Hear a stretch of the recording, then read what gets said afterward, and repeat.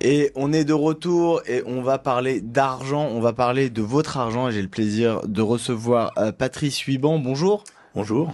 Bienvenue, vous avez écrit un nouvel article, une tribune dans Atlantico sur les gabegies des dépenses de dépenses publiques de santé, les arrêts maladie abusifs, l'arbre qui cache la mauvaise gestion du système de soins français. Est-ce que vous pouvez nous expliquer déjà pourquoi vous êtes attaqué à ce sujet? Parce que aujourd'hui, vous connaissez tous la situation budgétaire de la France. On est menacé d'une mise sous tutelle par les instances européennes, voire le Fonds monétaire international, un petit peu comme en 1958, on l'oublie souvent, sauf qu'on n'a pas de général de Gaulle en stock. Et donc aujourd'hui la situation est critique. Le gouvernement, d'après vous, essaye de faire des économies sur des mauvais points. C'est-à-dire qu'en fait, comme il n'y a aucun projet digne de ce nom de réforme de la sphère publique, aujourd'hui, notre gouvernement, il essaie de faire le coup de rabot, de la punition collective. En fait, il y a deux solutions. Vu la situation budgétaire du pays, c'est soit on punit tout le monde, ce qui a déjà commencé, on augmente le malus automobile, on augmente les franchises médicales, on dérembourse des médicaments, on va augmenter les cotisations, etc. On punit tout le monde. Ou soit on va commencer à remettre de l'ordre dans l'arrière-boutique. Et remettre de l'ordre dans l'arrière-boutique, ça signifie, comme je vous le dis, de réformer intelligemment la sphère publique, l'État, les collectivités locales et la sécurité sociale, puisque vous savez que les dépenses de protection sociale représentent 900 milliards d'euros, donc les dépenses de protection sociale représentent 900 milliards d'euros sur 1700 milliards de dépenses publiques. Et même d'anciens du gouvernement d'Emmanuel Macron se plaignent, ce qui quand même est assez étonnant, d'anciens ministres de Macron, je pense à Guillaume Gasparian, on l'écoute et on revient tout de suite. Quel est le vrai périmètre de l'État? Moi je réponds clairement sur le sujet. Aujourd'hui, quel est le périmètre de l'État aujourd'hui? Sur 1000 euros qui vous sont prélevés à travers des taxes, des cotisations, des prélèvements, des impôts, sur ces 1000 euros-là, il y en a plus de 560 qui partent sur le social. Et quand je mets le social, c'est social, santé et retraite, qui sont massivement des dépenses publiques qui expliquent qu'on vous prélève autant. Moi, ce que je souhaite, c'est qu'on réduise ce modèle social, qu'on réduise le poids des retraites, parce qu'aujourd'hui, les actifs ne peuvent plus supporter, qu'on augmente. Sur les retraites, par exemple. Sur les retraites, je propose que, déjà, on désindexe une partie des retraites. Celles qui sont au-dessus du SMIC, je comprends pas qu'on continue à augmenter les retraites, parce qu'elles sont payées par les actifs. Il faut bien avoir en tête que les retraites des retraités d'aujourd'hui sont payées par les actifs d'aujourd'hui. Donc, plus vous avez des hommes politiques qui promettent d'augmenter les retraites, plus vous faites peser ce poids-là sur les actifs qui voient leur fiche de paye un gros différentiel entre le brut et le net. Donc il faut arrêter ces promesses en l'air de on va augmenter toutes les retraites chaque année systématiquement, parce que si vous faites ça, vous surchargez les actifs. Donc il faut désindexer à partir d'un certain niveau. Moi je propose que 1400 euros, 1400, 1450 autour du SMIC, on dise au-delà de ça, on désindexe.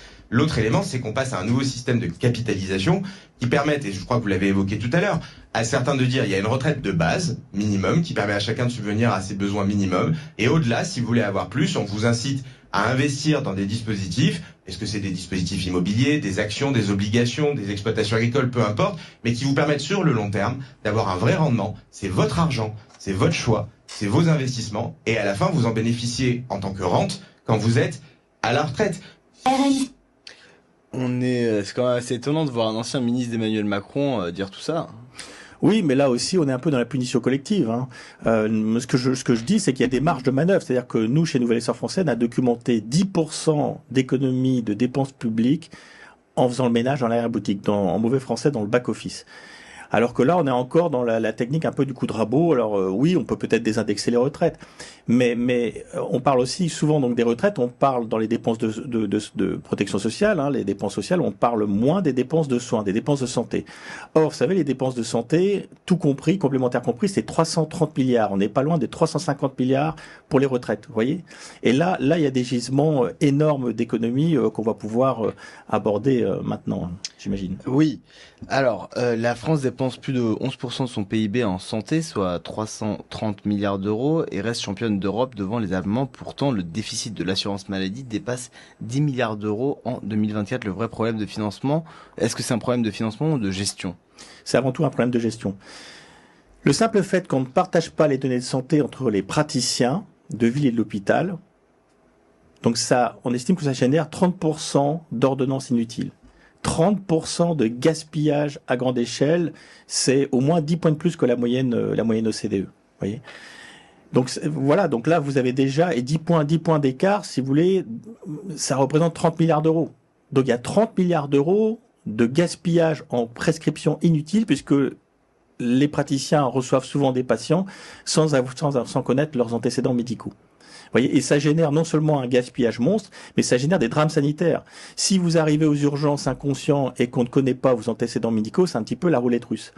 Et cerise sur le gâteau, c'est que nos données, donc, qui ne sont pas intégralement centralisées par la sécurité sociale à travers notamment Mon Espace Santé, qui est une coquille vide qui existe, hein, eh bien, vous avez une bonne partie de ces données qui vont fuiter, qui sont hébergés par des acteurs étrangers, dont Microsoft, Google, Amazon, qui sont certifiés hébergeurs de données de santé, mais c'est une certification qui ne contient pas de critères de souveraineté. Et donc, ensuite, ce sont des acteurs américains qui vont aller ensuite voir nos hôpitaux, nos cliniques, nos praticiens, nos cabinets médicaux pour leur vendre des logiciels avec de l'IA derrière pour fiabiliser la politique de prévention, les diagnostics. Et il y a un enjeu énorme parce qu'aujourd'hui, avec l'IA, vous êtes capable de détecter des risques de cancer 3, 4 ans, 5 ans plus tôt qu'avec les méthodes traditionnelles.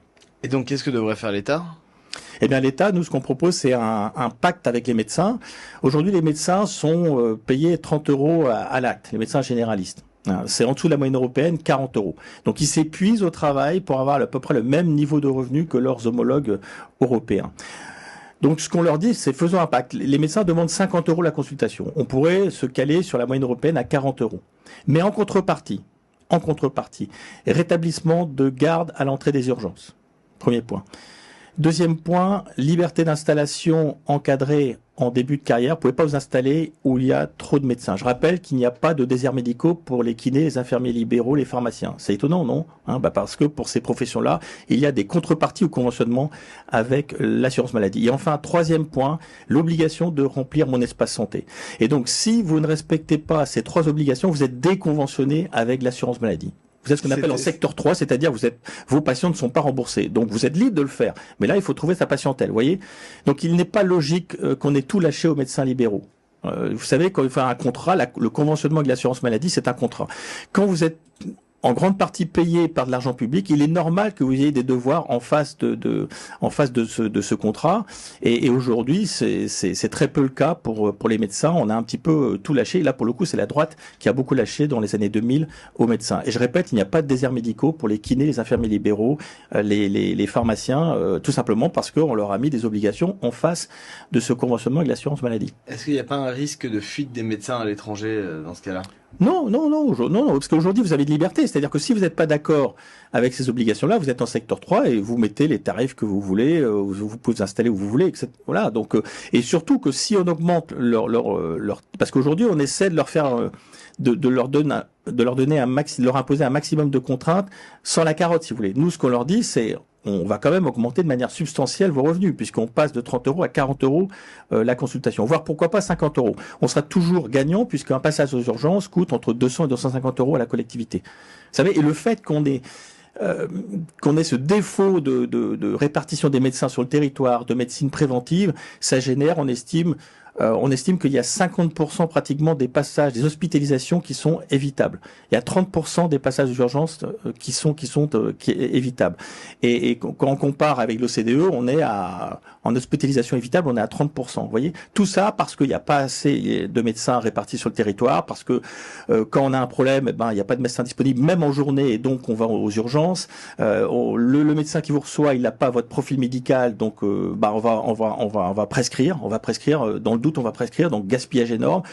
Vous prenez des risques sanitaires, parce que comme je vous le disais, si on connaît pas votre profil médical, on peut faire des erreurs. Et puis, cerise sur le gâteau, c'est qu'on a des données qui sont récupérées par la GAFAM, qui vont faire du business avec. Vous pointez aussi la fraude à la carte vitale. Est-ce que vous pouvez nous expliquer ? La carte vitale, c'est une carte bleue publique qui n'est pas sécurisée. Vous savez, et 70% du montant des fraudes, ça relève des professionnels de santé. Quand un infirmier libéral arrive pour voir une personne, souvent une personne âgée, la personne en toute confiance va donner sa carte vitale, sa carte de mutuelle. La personne n'a pas de reste à charge, donc à la limite, c'est transparent. Et donc voilà, vous n'êtes pas à l'abri d'avoir un professionnel de santé qui va passer 2-3 consultations à la place d'une, et c'est ce qui se passe hélas assez régulièrement. Et donc c'est comme si vous allez chez un commerçant et vous donnez votre carte bleue, il n'y a pas de code, et le commerçant vous passe, je sais pas moi, 2-3 repas à la place d'un, sauf que là c'est votre argent, vous allez vous en rendre compte évidemment sur votre compte bancaire, mais là c'est pas votre argent, et il n'y a pas d'information finalement sur ce que vous consommez financièrement parlant, voyez. Et donc nous ce qu'on propose c'est de fiabiliser, de sécuriser la carte vitale par des données biométriques. Vous pouvez pas par exemple enclencher le paiement sans mettre votre doigt sur le terminal de paiement par exemple, avec des données biométriques. Et donc il faudrait changer tout le système de la carte vitale. Oui, mais je veux dire, c'est pas du tout inatteignable, Et surtout que la carte vitale, il n'y a pas du tout comme le passeport, la carte nationale d'identité, il n'y a pas de vérification régulière par l'administration. Vous savez, quand vous devez changer votre carte d'identité ou votre passeport, vous devez déjà amener un certain nombre de pièces probantes, votre livret de famille, etc., d'autres pièces qui attestent de votre identité. Il y a un face-à-face avec l'administration et il y a prise de données biométriques. Et ça se fait régulièrement, tous les 10 ou 15 ans, vous devez renouveler votre passeport, votre carte nationale d'identité. La carte vitale, vous pouvez l'avoir par correspondance. Et il n'y a pas de face-à-face avec l'administration, et il n'y a pas de remise en cause régulière de la validité de votre carte vitale. Le magistrat Charles Prats avait aussi pointé du doigt la fraude à la carte vitale, c'est-à-dire des gens qui avaient des cartes vitales de façon indue, qui avaient un surplus de cartes vitales, il y avait plus de cartes vitales que d'habitants en France. Ça, comment est-ce qu'on combat ? Justement, par une sécurisation de la carte vitale. Pourquoi ? Parce que en fait, quand une carte vitale est éditée à distance déjà, donc avec moins de facultés de vérification, et comme vous n'avez pas de durée de validité, et donc vous avez des cartes qui circulent, y compris pour des personnes qui sont parties à l'étranger, donc la carte reste, et c'est pas le rôle, si vous voulez, de mon point de vue, des hôpitaux et des cliniques et des praticiens de vérifier l'identité, de faire la police, si vous voulez. C'est au système de faire en sorte que la carte soit fiable. Quand vous présentez votre carte nationale d'identité et votre passeport, on se pose pas la question de savoir si c'est vraiment votre carte d'identité, votre passeport. Ça peut facilement se vérifier. Et puis il y a l'administration qui régulièrement vous demande de remettre à jour un certain nombre de pièces, et vous devez renouveler votre pièce d'identité. Est-ce que l'État a vraiment intérêt à combattre cette fraude sociale, ou est-ce que c'est pas un moyen aussi d'acheter la paix sociale ? Non, je pense pas. Et puis de toute façon, on n'a pas le choix. On est dans un état de droit. Dans ces cas-là, c'est la loi du plus fort, c'est la jungle. C'est pas un terrain vague. La France, c'est un état de droit. Donc, si vous faites ça et vous laissez la fraude prospérer ou les erreurs prospérer, eh bien, vous avez de l'argent qui est récupéré par des gens qui ne sont pas éligibles, et vous avez des gens qui devraient recevoir cet argent qui ne vont pas le recevoir. Donc, on peut pas accepter ça. On peut pas. Et puis, c'est l'argent de tous les Français. C'est votre pognon, c'est mon pognon, c'est l'argent de tout le monde.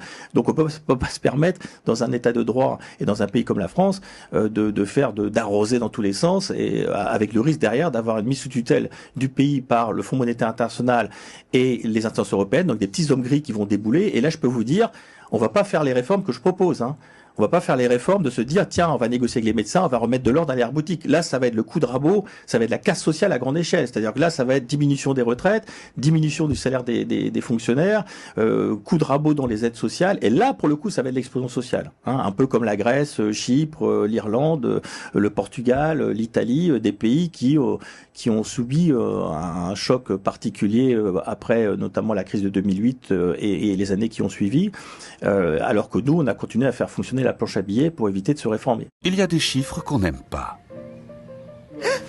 Heureusement, avec Fortunéo, il y a des chiffres qu'on aime. Comme celui-ci, numéro 1. C'est notre place au classement des banques les moins chères. Fortunéo, j'aime ma banque.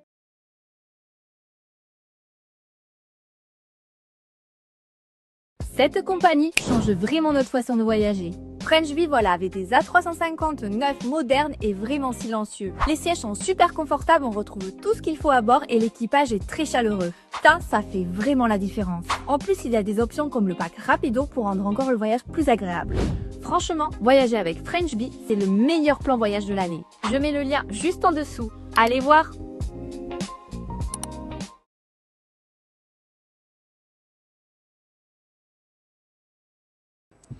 Vous proposez donc une mise en place d'un dossier médical partagé entre les médecins pour éviter les surordonnances. Est-ce qu'il n'y a pas un risque pour la vie privée ? Alors, c'est mis en place déjà. Mon espace santé existe. Bah non, justement, au contraire, vaut mieux que ce soit contrôlé par l'État et la sécurité sociale, les partenaires sociaux, plutôt que ce soit... parce qu'aujourd'hui, en fait, vos données de santé circulent, vous maîtrisez absolument rien. Quand vous allez chez un praticien, un cabinet médical, un hôpital ou une clinique, ils ont l'obligation d'héberger des données de santé avec un prestataire certifié hébergeur de données de santé. Mais il n'y a pas de critère de souveraineté. Donc, il y a 200-300 prestataires qui sont certifiés, dont Amazon, Microsoft, Google, qui vont faire du business après avec vos données de santé. Donc moi, je préfère que ces données de santé soient en toute sécurité comme pour vos déclarations d'impôts, hein, comme les données relatives à vos déclarations d'impôts, que ce soit hébergé par l'État avec toutes les conditions de sécurité derrière, que ce soit nos entreprises et nos chercheurs qui puissent bénéficier de ces données pour faire avancer la recherche française et l'économie française. Avec le nombre de fuites de données qu'on a en ce moment, est-ce qu'il ne vaut pas mieux que les médecins et qu'il n'y ait pas de fichiers centralisés, les gens aient moins d'informations possibles sur notre état de santé? Bah non, parce qu'aujourd'hui, les fuites, elles sont dans tous les sens, elles vont dans tous les sens. Regardez pour les impôts, écoutez, les cartes grises, etc. La plupart des données, si vous voulez, de l'État sensible sont heureusement encore hébergées, ce qu'on appelle en langage technique on-premise, sont hébergées par l'administration avec ses salles serveurs, etc. Alors qu'aujourd'hui, on ne maîtrise absolument rien. On ne maîtrise absolument rien. Donc vous savez même pas où vont vos données de santé, et puis du coup c'est pas du tout conforme au règlement général de protection des données. Vous savez, le RGPD de l'Union européenne. Là c'est un marché de dupes, parce qu'en fait les États-Unis disent il y a des accords d'adéquation, on appelle ça, entre l'Union européenne et les États-Unis, qui disent mais non, vous inquiétez pas, on va respecter la réglementation européenne. Enfin avec un petit astérix en disant sauf si la sécurité nationale des États-Unis est mise en cause. Et comme vous ne maîtrisez pas les technologies, eh bien évidemment vous ne maîtrisez absolument rien. Et donc il faut faire en sorte, parce que les GAFAM aujourd'hui sont en situation de position dominante. Et donc ils écrasent tout. Donc si vous protégez pas au moins les données sensibles et que ces données sensibles soient confiées soit à l'administration, soit à des prestataires de confiance qui soient étanches à l'extraterritorialité du droit américain, donc des entreprises françaises voire européennes, enfin essentiellement françaises, qui donc attestent d'un certain nombre de critères de cybersécurité, mais aussi de souveraineté. Donc si vous faites pas ça, finalement on subit complètement, et un pays qui ne maîtrise pas ces données au XXIe siècle, c'est un pays qui sort de l'histoire. Vous savez, les données, c'est le carburant de l'intelligence artificielle, c'est le carburant donc du XXIe siècle, et l'intelligence artificielle va générer des gains de productivité énormes dans le public et dans le privé. Et donc si on ne maîtrise pas ce carburant, ces gains de productivité vont partir sous forme de licences et de factures aux GAFAM. Et quelle est la situation avec Doctolib ? Alors c'est une très bonne question, puisque comme l'État ne remplit pas son rôle, eh bien le marché essaie de pallier les dysfonctionnements de l'État au sens large, au sens sécurité sociale. Et donc au départ Doctolib, c'était pour prendre des rendez-vous, donc les données sont pas très sensibles, qu'on connaisse aux différentes dates de rendez-vous, c'est pas très grave. Mais aujourd'hui justement, Doctolib propose aux Français d'héberger leurs actes médicaux, leurs données médicales, puisque l'État ne le fait pas. Et le problème, c'est que ces données sont hébergées de mémoire par Amazon. Vous voyez ? Donc c'est ça le problème, c'est que si l'État n'est pas là, eh bien c'est pour le meilleur ou le pire derrière, avec le secteur privé qui est normal, qui était là en embuscade. Mais moi, j'ai rien contre Doctolib. Au contraire, ça facilite la vie de beaucoup de Français. Le problème, c'est que on leur a pas imposé un certain nombre de critères, à travers la certification HDS, où je répète, il n'y a pas d'exigence de souveraineté derrière. Est-ce que la réforme de l'arrêt maladie proposée par l'État est un premier pas, quelque chose qui va dans le bon sens ? En général, tout ce qui est fait, sont des coups de rabot ou des pansements sur des jambes de bois. Donc là, on dit qu'on va essayer de mieux contrôler les arrêts maladie. Évidemment. Mais est-ce que c'est à la hauteur des enjeux ? Non. Nous, ce qu'on dit, c'est qu'il faut déjà commencer par harmoniser les règles entre le public et le privé. Donc d'aligner les règles du public sur le privé, c'est-à-dire le privé, c'est 3 jours de carence. Et alors, théoriquement, votre salaire, quand vous êtes en arrêt maladie, est compensé à hauteur de 50%, mais souvent dans les entreprises, il y a des accords de branche ou des accords d'entreprise, et en moyenne, on est à 90%. Dans le public, on est à 100%. Donc c'est 1 jour de carence dans le public et 100% de votre salaire, même parfois avec les primes. alors que dans le privé, c'est 3 jours de carence, 50% de votre salaire, et dans la plupart des cas, en moyenne en tout cas, on est à 90%. Donc voilà, il faut aligner 3 jours de carence dans le public comme dans le privé, et 90% en matière de taux de remplacement de votre salaire en dehors des primes quand vous êtes, hélas, en souffrant et donc en arrêt maladie. Pourquoi est-ce qu'il y a une telle disparité entre le public et le privé aujourd'hui? C'est historique, voilà, c'est juste une question de volonté politique. Mais aujourd'hui, si vous voulez, la différence entre un homme politique et un homme d'État, c'est que un homme d'État, il est fort avec les forts et bienveillant envers les faibles, puisque la valeur d'une nation est la valeur qu'elle accorde à ses citoyens les plus fragiles. Et aujourd'hui, on a des politiques qui, ne travaillent pas leur dossier, ou quand ils travaillent leur dossier, c'est une fois qu'ils arrivent aux manettes, mais c'est beaucoup trop tard, parce que quand vous êtes aux manettes, c'est un peu le grand 8 des fêtes foraines, vous êtes scotché au siège, hein, c'est plus le temps de la réflexion, c'est le temps de l'action. Donc ils ne travaillent pas, ou pas assez, les hommes politiques et les partis politiques de manière générale, et ensuite ils ne sont pas courageux. Ils ne sont pas courageux parce que faire le coup de rabot, c'est toujours plus facile. Hein. Là, on va augmenter on va dérembourser davantage des médicaments, on va augmenter les cotisations, on va augmenter les franchises médicales, voilà, par petits paliers, plutôt que d'aller négocier avec des lobbies qui font la laine sur le dos des Français, avec des gens extrêmement puissants. Hein, et c'est des gens qui sont pas très nombreux, mais qui ont un pouvoir de nuisance, hein, un pouvoir médiatique, etc.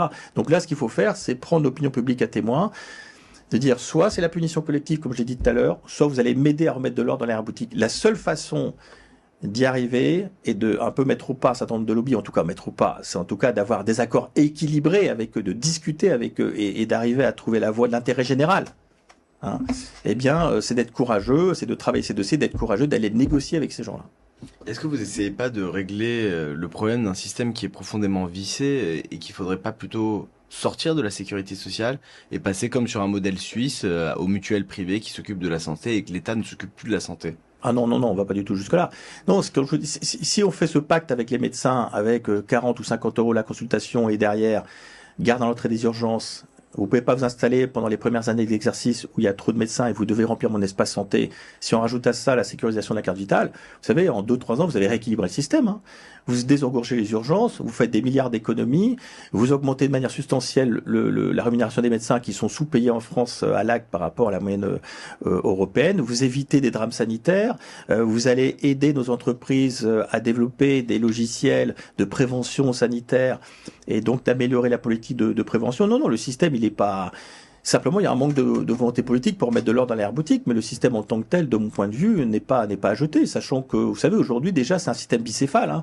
Vous avez des complémentaires santé, et puis vous avez le système de l'assurance maladie. Mais le problème de l'assurance maladie n'est-il pas structurel avec le vieillissement de la population? Les coûts ne vont faire que exploser. Oui, mais d'où l'intérêt de mieux gérer, justement. Parce que avant d'augmenter les cotisations et d'augmenter le fardeau social, donc il faut déjà mieux gérer. Et puis après, en revanche, là vous avez raison sur les recettes, c'est que peut-être faut élargir l'assiette, puisque aujourd'hui la protection sociale est encore financée à 50% par les entreprises. Et donc nous, ce qu'on propose, c'est d'élargir cette assiette. Ce qu'on a commencé à faire déjà, c'est de financer davantage la protection sociale par la CSG. L'avantage de la CSG, c'est que ça touche tous les revenus. Et c'est plutôt transpartisan, parce que vous allez à la fois taper ceux qui bénéficient de l'assurance chômage, les retraités, mais ceux aussi qui ont de l'argent, des revenus, des actions, des obligations, des revenus immobiliers, des revenus financiers. Ceux qui travaillent aussi payent tout le monde paye en fait, sauf ceux qui bénéficient des minima sociaux. Et d'ailleurs, on pourrait se poser la question pourquoi ils ne pourraient pas payer non plus, contribuer. Hein. Et donc, vous voyez, un bon impôt, un bon prélèvement, c'est taux faible, assiette large.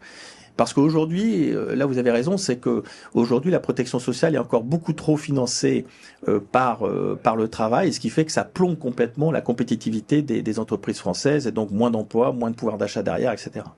Est-ce qu'on n'a pas un problème de mentalité en France par rapport à la sécurité sociale? On nous explique depuis notre naissance que la santé est gratuite en France, donc les Français, au moindre bobo, vont aux urgences, vont voir un médecin.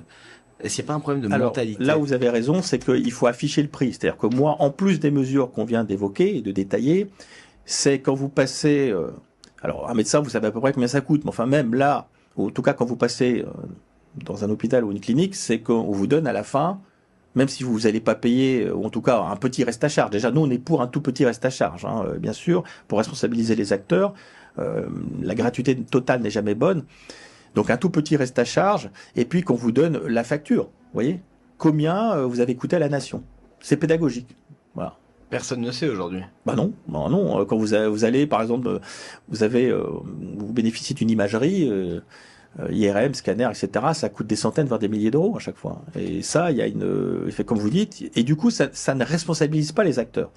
Hein, donc le but, c'est de responsabiliser les acteurs, donc les réformes qu'on a évoquées, mais aussi une facture qui vous est donnée à chaque fois, et pourquoi pas un récapitulatif qui vous est envoyé par mail en fin d'année, ou par papier, peu importe.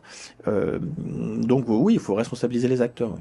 Est-ce qu'on n'a pas un problème de suradministration aussi dans les hôpitaux français qui coûte Oui. une fortune? Oui, tout à fait. Bah, c'est ce qu'on évoque dans l'article, où on est champion d'Europe de la dépense de soins en France. On est à plus de 11% du produit intérieur brut, pratiquement 12%, à peu près à égalité avec les Allemands, sauf que les Allemands, ils ont 30% de soignants en plus et 30% d'administratifs en moins.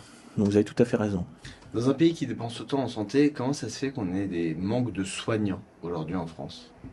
Alors, c'est surtout leur répartition qui pose problème. Je répète, il n'y a pas de déserts médicaux pour les infirmiers libéraux, pour les kinés, pour les pharmaciens, voire même, je crois aussi, les chirurgiens dentistes ont parfois des critères d'installation, et pas pour les médecins. Et n'arrête pas de parler des déserts médicaux, et quand on en parle, c'est pour les médecins libéraux, qu'ils soient généralistes ou spécialistes. Ouais. Donc simplement, il faut réguler le système. Alors, on a déverrouillé le numerus clausus, donc mais ça va prendre du temps à former un médecin, c'est plus de 10 ans. 10-15 ans. Donc c'est bon, on a déjà déverrouillé le numerus clausus. Ils vont arriver petit à petit sur le marché. Maintenant, il faut bien les répartir. Ou alors, si vous voulez vraiment être libéral, parce que les médecins ne sont pas libéraux la plupart aujourd'hui, si vous voulez vraiment être libéral, techniquement en secteur 3, eh bien là, vous n'êtes pas conventionné et donc vos patients ne sont pas remboursés par l'assurance maladie. Alors, par votre complémentaire, oui, mais pas par l'assurance maladie. Ils sont un peu dissuasifs. Donc, mis à part dans des beaux quartiers à Paris ou dans des grandes villes, la plupart des médecins vont devoir être conventionnés. Et pourquoi est-ce qu'on manque de lits aujourd'hui dans les hôpitaux? Oui, alors après, ça a évolué en fonction d'indicateurs statistiques, parce qu'il y a des coûts qui sont derrière. Donc c'est peut-être un petit peu les excès de la tarification à l'activité, hein.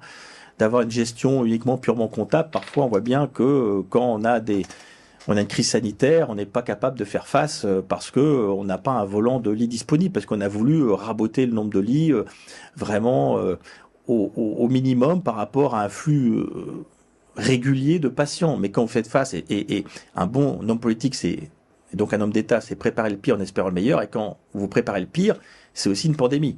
Et le secrétaire général à la Défense et Sécurité nationale avait des plans de pandémie, sauf que la logique comptable est passée derrière, et donc pas de stock, et donc pas assez de lits en réserve, etc.